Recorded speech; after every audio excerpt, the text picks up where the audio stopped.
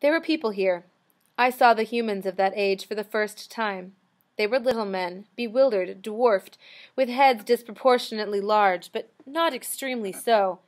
Their eyes impressed me most. They were huge, and when they looked at me there was a power in them that seemed sleeping, but too deeply to be roused. I took the manual controls then and landed, and no sooner had I got out than the ship rose automatically and started off by itself. They had automatic parking devices. The ship had gone to a public hangar, the nearest, where it would be automatically serviced and cared for.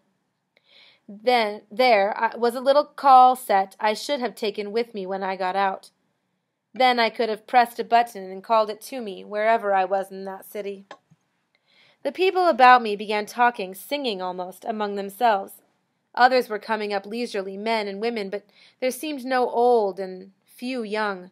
What few young there were treated almost with respect, carefully taken care of lest a careless footstep on their toes or a careless step knock them down. There was a reason, you see. They lived in a tremendous time. Some lived as long as 3,000 years. Then they simply died. They didn't grow old, and it never had been learned why people died as they did. The city stopped. The brain ceased thought, and they died. But the young children not yet mature, were treated with the utmost care. But one child was born in the course of a month in that city of 100,000 people. The human race was growing sterile. And I have told you that they were lonely. Their loneliness was beyond hope.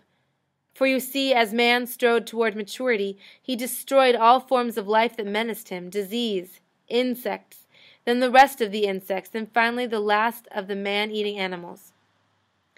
The balance of nature was destroyed then, so they had to go on. It was like the machines. They started them, and now they can't stop. They started destroying life, and now it wouldn't stop. So they had to destroy the weeds of all sorts, and then many formerly harmless plants, then the herbivora too, the deer and the antelope and the rabbit and the horse. They were a menace. They attacked man's machine-tended crops. Man was still eating natural foods. You can understand, the thing was beyond their control. In the end, they killed off the denizens of the sea, also in self-defense.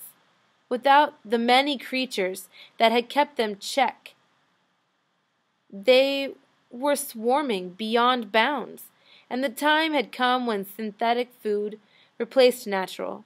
The air was purified of all life about 2.5 million years after our day, while all microscopic life.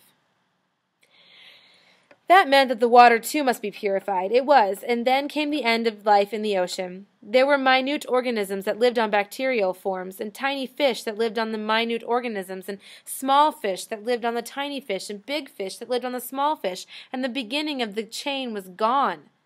The sea was devoid of life in a generation. That meant above 100,500 years to them. Even the sea plants had gone.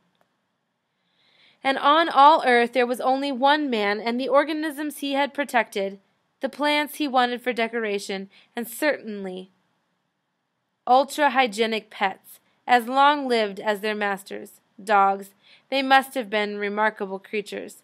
Man was reaching his maturity then, and his animal friend, the friend that had followed him through 1,000 millenniums to your day and mine, and another 4,000 millenniums to the day of man's earliest maturity, had grown in intelligence.